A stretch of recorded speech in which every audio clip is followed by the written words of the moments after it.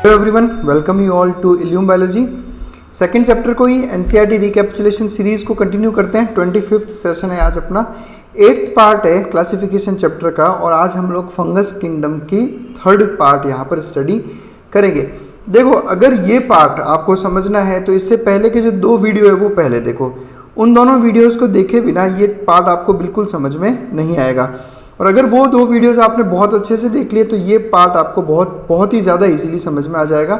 मैं सारी चीज़ें ऑलरेडी डिस्कस कर चुका हूँ पहले 2 पार्ट्स में, तो मैं यहाँ पर और टाइम वेस्ट उनको डिटेल में लेने का नहीं करूँगा। तो इन 4 क्लासेस को मैं थोड़ा फटाफट यहाँ पर स्टडी आपको करवाऊँगा।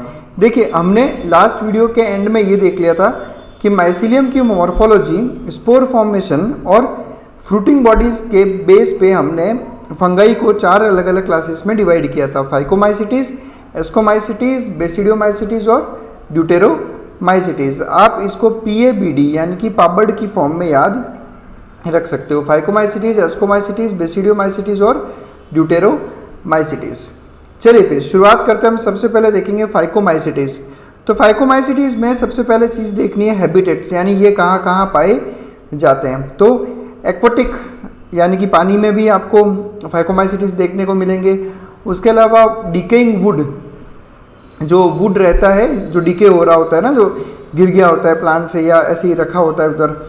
मॉइस्ट और डैम्प प्लेसेस में देखो, हमने सबसे पहले पार्ट में ये डिस्कस कर लिया था कि फंगाई को ग्रोथ के लिए मॉइस्चर की ज़रूरत होती है। ड्राई एरियाज़ में फंगस ग्रोथ नहीं करता।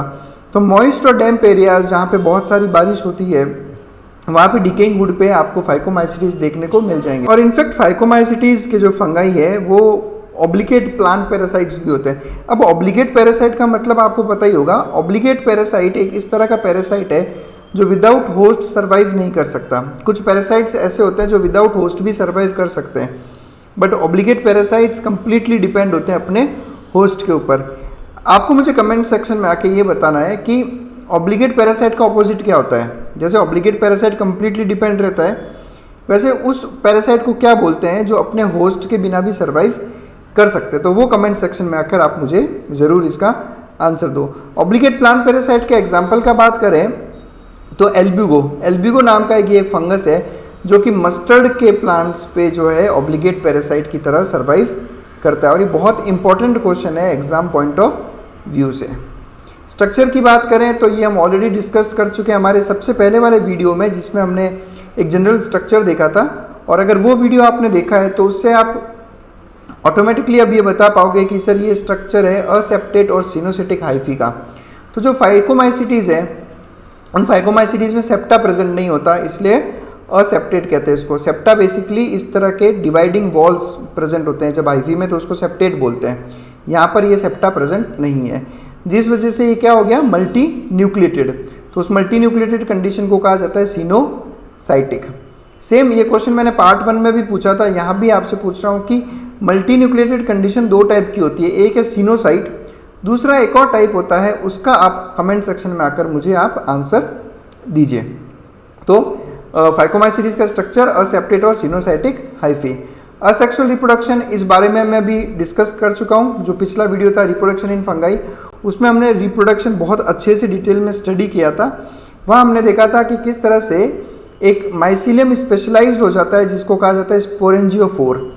उस स्पोरेंजियोफोर के टॉप पर इस तरह से एक स्पोरेंजियम डेवलप होता है और बाद में इस स्पोरेंजियम के अंदर असेक्सुअल स्पोर्स बनते हैं जिन्हें कहा जाता है स्पोरेंजियोस्पोर्स। और ये स्पोरेंजियोस्पोर्स बाद में स्पोरेंजियम के रप्चर होने से बाहर आ जाते हैं और फेवरेबल हैबिटेट्स में जाकर ये वापस इन स्पोर्स के जर्मिनेशन से नए माइसीलियम का फॉर्मेशन होता है। स्पोरेंजियोस्पोर्स जैसा हम ऑलरेडी देख चुके हैं 2 टाइप के होते हैं। अगर इनमें फ्लैजिला हुआ तो ये मोटाइल होगा, इसका नाम होगा जूस्पोर। और अगर फ्लैजिला नहीं होता तो ये नॉन मोटाइल होता है और इसे कहा जाता है अप्लेनोस्पोर्स। तो ये 2 टाइप के स्पोरेंजियोस्पोर्स। और ऑब्वियसली बिकॉज स्पोरेंजिया के अंदर की तरफ डेवलप हुए हैं इसलिए ये एंडोजेनस प्रोडक्शन होता है स्पोरेंजियोस्पोर्स का। सेक्सुअल रिप्रोडक्शन की बात करें तो वो भी हम ऑलरेडी डिस्कस कर चुके हैं कि अगर गैमीट्स का मॉर्फोलॉजी सेम है तो उस कंडीशन को कहते हैं आइसोगेमस। अगर इनका मॉर्फोलॉजी अलग है, जैसे इस पिक्चर में एक गैमिट काफ़ी बड़ा है और एक गैमिट छोटा है, एक और टाइप है इसका जिसमें एक गैमेट बहुत बड़ा है और नॉन मोटाइल है, दूसरा गैमेट छोटा है और मोटाइल है। इन दोनों ही कंडीशन को कहा जाता है एन आइसोगैमस, यानी कि दोनों गैमेट्स का मॉर्फोलॉजी अलग अलग है। लेकिन एन आइसोगैमस का एक पर्टिकुलर कंडीशन जिसमें फीमेल गैमेट नॉन मोटाइल हो और बड़ा हो और मेल गैमेट मोटाइल हो और छोटा हो, उस कंडीशन को कहते हैं ऊगैमस कंडीशन। तो गैमेट्स के फ्यूजन होगा तब उससे बनेगा जाइगोट, और जाइगोट बाद में डेवलप होकर बनाता है जाइगोस्पोर। तो यहाँ आप देख सकते हो कि दो अलग अलग हाइफी ये दोनों मेटिंग करते हैं, मेटिंग करने के बाद में यहाँ आकर बन गया जाइगोट। अब जाइगोट बना है तो डिप्लॉयड होगा, इस जाइगोट के डेवलप होने से बनेगा जाइगोस्पोर। बाद में इस जाइगोस्पोर में होगा मियोसिस, जिससे वापस हैप्लॉइड हाइफी का फॉर्मेशन होगा। एग्जाम्पल्स देखते हैं फाइकोमाइसीटीज के। केवल और केवल एनसीईआरटी रिकैप सीरीज है तो केवल एनसीईआरटी के एग्जाम्पल्स देखेंगे। इनफैक्ट ये डायग्राम जो है ये भी एनसीईआरटी का ही है।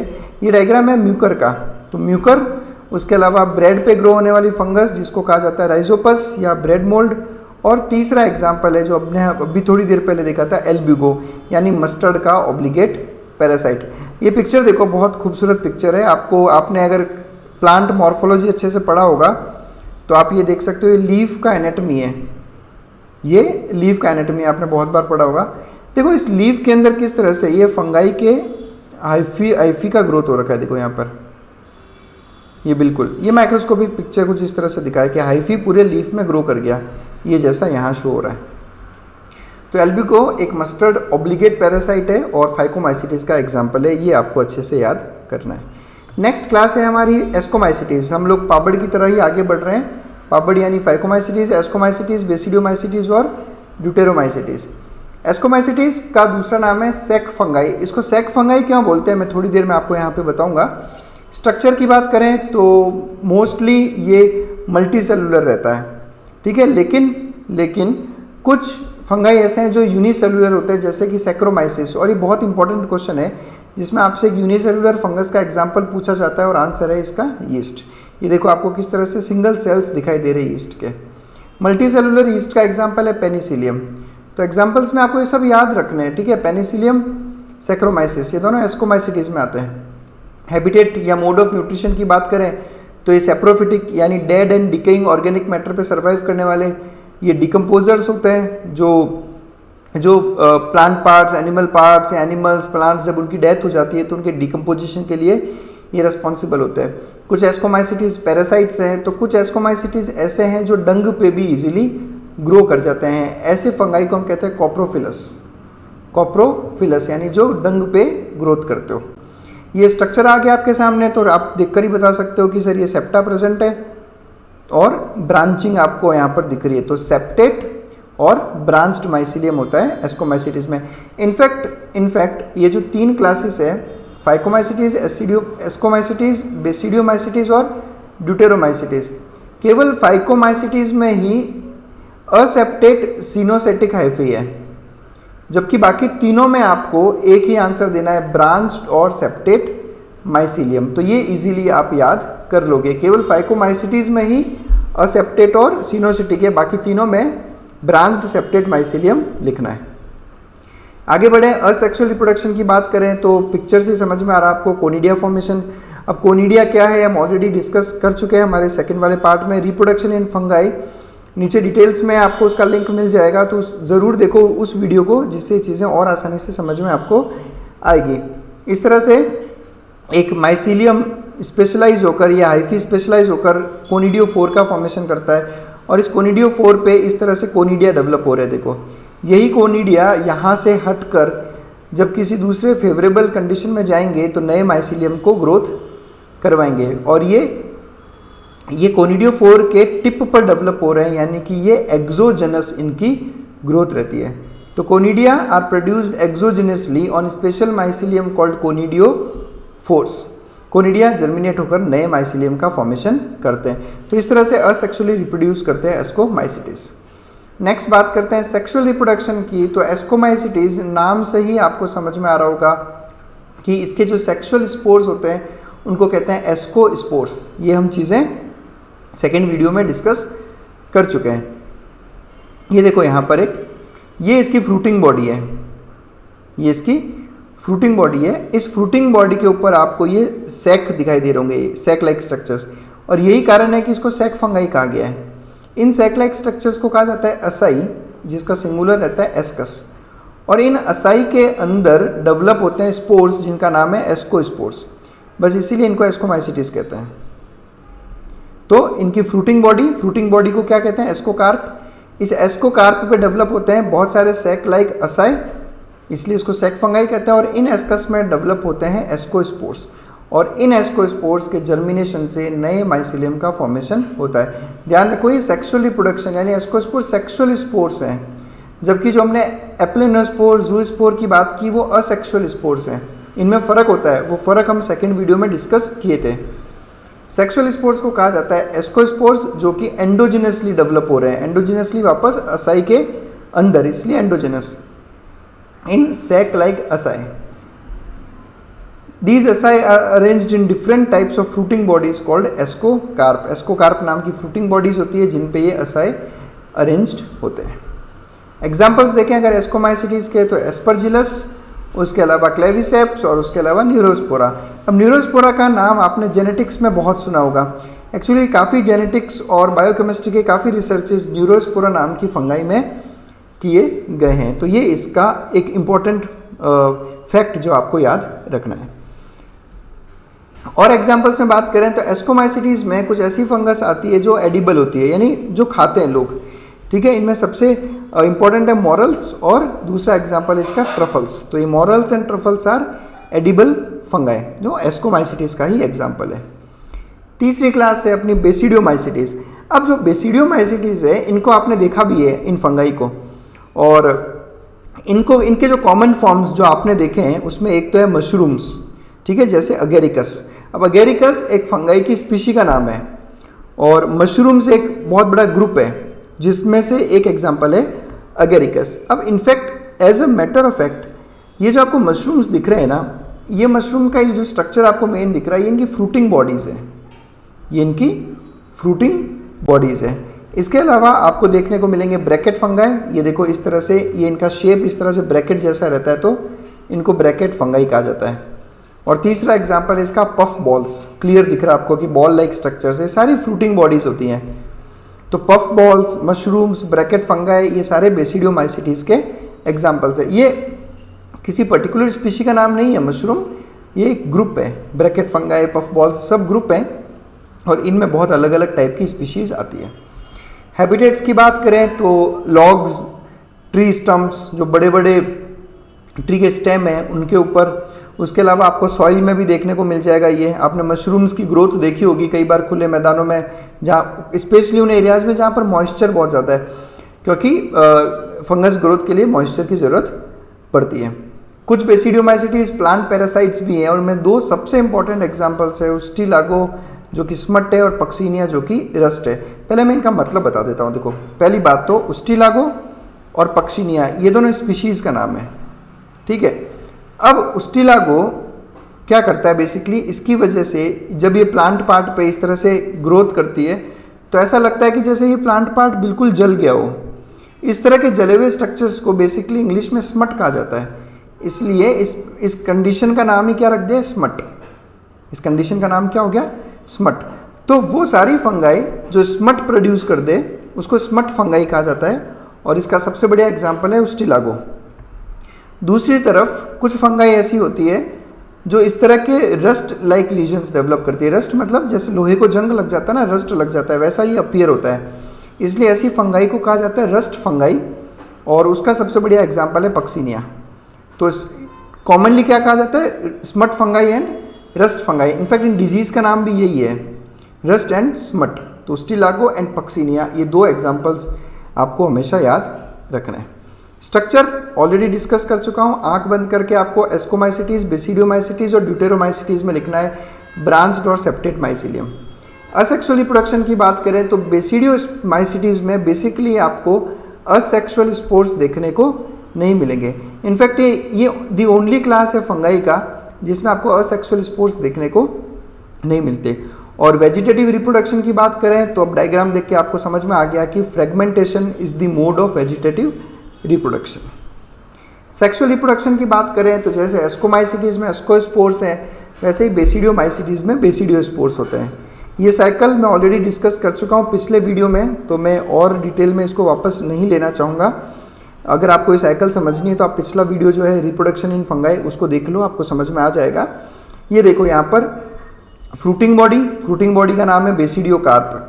इस बेसिडियोकार्प के सरफेस पे आपको मिलेंगे मल्टीपल बेसिडिया। ये डायग्राम भी पिछले वीडियो में डिस्कस किया जा चुका है। और इन बेसिडिया के ऊपर ये जो स्पोर्स डेवलप हो रहे हैं उनको कहते हैं बेसिडियोस्पोर्स। तो फ्रूटिंग बॉडी बेसिडियोकार्प, उस पे बेसिडिया और बेसिडिया के ऊपर बेसिडियोस्पोर्स। ये देखो जैसे मैंने सबसे पहली स्लाइड में आपको दिखाया था कि ये फ्रूटिंग बॉडी है। मशरूम्स का जो बेसिक स्ट्रक्चर आपको दिख रहा है फ्रूटिंग बॉडी होती है ये, और फ्रूटिंग बॉडी के ऊपर ये ग्रो हो रहे हैं बेसिडियम, और इन बेसिडियम के ऊपर ग्रो हो रहे हैं बेसिडियोस्पोर्स। सब कुछ डिटेल में सेकंड वीडियो में मैं ले चुका हूँ, वो आप वहाँ पर देख सकते हो। देखो सेक्स ऑर्गन्स तो इनमें प्रेजेंट नहीं होते, कोई पर्टिकुलर ऑर्गन्स नहीं है, लेकिन जैसा हम ऑलरेडी डिस्कस कर चुके हैं पिछले वीडियो में कि सबसे पहले होता है प्लाज्मोगेमी। प्लाज्मोगेमी में दो हाइफी जो आपस में कॉम्पेटिबल हो, ये आकर आपस में फ्यूजन करते हैं। इनके फ्यूजन से क्या होगा, इनके फ्यूजन से दो हाइफी का साइटोप्लाज्म आपस में मिक्स हो गया। इस कंडीशन को कहा गया प्लाज्मोगेमी, यानी कि फ्यूजन ऑफ साइटोप्लाज्म। केवल साइटोप्लाज्म फ्यूज हुआ है अब तक, तो प्लाज्मोगेमी होगी। प्लाज्मोगेमी होने के बाद में कंडीशन कैसी हो गई, डाइकैरियोटिक स्टेज। डाइकैरियोटिक स्टेज हम ऑलरेडी पिछले वीडियो में डिस्कस कर चुके हैं। डाइकैरियोटिक, डाई मतलब टू और कैरियो मतलब न्यूक्लियस। तो यहाँ पर आपको दिख रहा होगा कि प्लाज्मोगेमी हो गई लेकिन न्यूक्लियाई का फ्यूजन नहीं हुआ, तो आपको दो न्यूक्लियस दिख रहे होंगे इसमें, इसलिए इसको डाइकैरियोटिक स्टेज बोला गया। ये डाइकैरियोटिक स्टेज ही फर्दर आगे चल के फ्रूटिंग बॉडी बनाती है जिसको कहा जाता है बेसिडियोकार्प। ये पूरा देखो आप, ये पूरा बेसिडियोकार्प है, ये फ्रूटिंग बॉडी है मशरूम्स की। अब इन बेसिडियोकार्प के ऊपर प्रेजेंट होते हैं बेसिडिया, और बेसिडिया में फिर कैरियोगेमी और मियोसिस होगा। कैरियोगेमी मतलब ये न्यूक्लियाई आपस में फ्यूज होकर एक सिंगल न्यूक्लियस बन गया, और बाद में होगा मियोसिस, और मियोसिस से बनेंगे फिर आपके वापस हैप्लॉइड स्पोर्स। अब ये जो हैप्लॉइड स्पोर्स बन रहे हैं वो है बेसिडियोस्पोर्स। और आप सबको पता है कि एक मियोटिक डिवीजन में चार नए सेल्स बनते हैं, तो एक बार जब मियोसिस होगा तो 4 बेसिडियोस्पोर्स का फॉर्मेशन होगा। और ये बेसिडियोस्पोर्स कैसे हैं, एक्सोजेनस। ये देखो आप ऊपर की तरफ डेवलप हो रहे हैं, अंदर डेवलप नहीं हो रहे, तो एक्सोजेनस। बेसिडियोमाइसिटीज़ के एग्जाम्पल्स की बात करें तो मशरूम यानी एगेरिकस, उसके अलावा उस्टिलागो यानी स्मट, और पक्सिनिया यानी कि रस्ट। चलिए फिर नेक्स्ट फंगाई है का क्लास है ड्यूटेरोमाइसिटीज़। अब ड्यूटेरोमाइसिटीज़ को ना बेसिकली फंगाई किंगडम का ऐसा डस्टबिन बोल देते हैं। डस्टबिन क्यों बोलते हैं, देखो क्या होता है, जैसे कि हम कई बार ऐसा करते हैं ना कि हमारे पास जब बहुत सारे पेजेस इकट्ठा हो जाते हैं, हम स्टडी कर रहे हैं और हमारे पास बहुत सारे जेरोक्स नोट्स हो जाते हैं, तो हम क्या करते हैं, उनको सेपरेट करने का ट्राई करते हैं। ये स्टडी नोट्स बायो के, ये केमिस्ट्री के, ये फिजिक्स के। फिर कुछ नोट्स आपको ऐसे मिलते हैं जो अभी आप बता नहीं पाते कि ये बेसिकली किस सब्जेक्ट को बिलोंग करते हैं, तो आप उनको अलग ही रखते रहते हो। बाद में जब आप उनकी और स्टडी करते हो और आपको पता चलता है कि अच्छा ये बायो का है, तो उसको आप बायो में डालते हो। ड्यूटेरोमाइसिटीज़ भी कुछ ऐसा ही क्लास बना दिया गया। हुआ ये कि वो सारी फंगाई जिसमें या तो सेक्सुअल रिप्रोडक्शन होता नहीं, या फिर सेक्सुअल रिप्रोडक्शन के बारे में अब तक हमें कुछ पता नहीं है उसके। जैसे समझो कोई सी फंगाई की नई स्पीशी की डिस्कवरी हुई और हमने उसके बारे में बहुत कुछ रिसर्च किया, लेकिन अब तक हम उसके सेक्सुअल रिप्रोडक्शन के बारे में रिसर्च नहीं कर पाए, तो हम उसको ड्यूटेरोमाइसिटीज़ में डाल देते हैं। फिर विद टाइम जैसे जैसे अपना रिसर्च आगे बढ़ता है और हमें समझ में आता है कि किस तरह से सेक्सुअली रिप्रोड्यूस कर रहा है, तो हम उसको ड्यूटेरोमाइसिटीज़ से निकाल कर उसके एप्रोप्रिएट क्लास में हम लोग उसको रख देते हैं। इसीलिए ड्यूटेरोमाइसिटीज़ को इम्परफेक्ट फंगाई कहा जाता है कि ये परफेक्ट नहीं है। अब या तो ये सेक्सुअली रिप्रोड्यूस ही नहीं करती, या फिर अगर करती भी है तो हमें उसके बारे में आइडिया नहीं है। तो ये इम्परफेक्ट फंगाई है क्योंकि ओनली द असेक्सुअल और vegetative phases of these fungi are known. हमें इसके केवल असेक्सुअल और वेजिटेटिव फेज के बारे में ही पता है। जब आगे चल के हम इनके सेक्सुअल फॉर्म को डिस्कवर कर लेते हैं तो इनको उसकी प्रॉपर अप्रोप्रिएट क्लास यानी कि फाइको, बेसिडियो या इसको में पुट आउट कर देते हैं। कई बार ऐसा भी होता है कि किसी पर्टिकुलर फंगाई का असेक्सुअल और वेजिटेटिव जो स्टेज है उसको एक अलग नाम दे रखा गया और उसको हमने रख दिया ड्यूटेरोमाइसिटीज़ में, और उसकी सेक्सुअल स्टेज को कोई दूसरा नाम दे रखा है और उस बेस पे हम लोग उसको दूसरी क्लास में पुट आउट कर देते हैं। फिर बाद में जब जैसे समझो दो अलग अलग फंगाई है, ये दोनों एक ही है, लेकिन हम ये इसका असेक्सुअल स्टेज है जो ड्यूटेरोमाइसीटीज में, और ये इसका सेक्सुअल स्टेज है जो किसी और क्लास में है। तो जब बाद में इनके बीच में हमें लिंकेज एस्टेब्लिश हो जाता है कि हाँ हमको लगता है कि हाँ ये दोनों एक ही है, अलग अलग स्टेज है, तब हम उसको प्रॉपर आइडेंटिफाई करते हैं और ड्यूटेरोमाइसीटीज से बाहर निकाल देते हैं। फिलहाल के लिए ड्यूटेरोमाइसीटीज में हम लोग कुछ इसी तरह से बिहेव कर रहे हैं। ड्यूटेरोमाइसीटीज की most of the fungi decomposers है। जितना भी लिटर होता है, ऐसा होता है ना पेड़ पौधों के पार्ट्स जो गिर जाते हैं या कोई डेड एनिमल, तो उनका डिकम्पोजिशन ये करता है और उस वजह से आपको पता है मिनरल रिसाइकलिंग होती है। अब आप सबको पता है डिकम्पोजिशन की वजह से मिनरल्स घूमते रहते हैं। ये लीफ है, इस लीफ का जब डिकम्पोजिशन होगा तो इस डिकम्पोजिशन की वजह से इसके अंदर के जितने भी एलिमेंट्स है, कार्बन, नाइट्रोजन, ऑक्सीजन, ये सब कुछ सॉइल में लीच आउट कर जाएंगे। इसी को मिनरल रिसाइकलिंग कहते हैं। और ड्यूटेरोमाइसीटीज के कुछ मेंबर्स सेप्रोफाइट्स हैं या फिर पैरासाइट्स हैं। स्ट्रक्चर की बात करें तो ऑलरेडी मैंने आपको बता ही दिया कि ब्रांच्ड और सेप्टेट माइसीलियम होगा।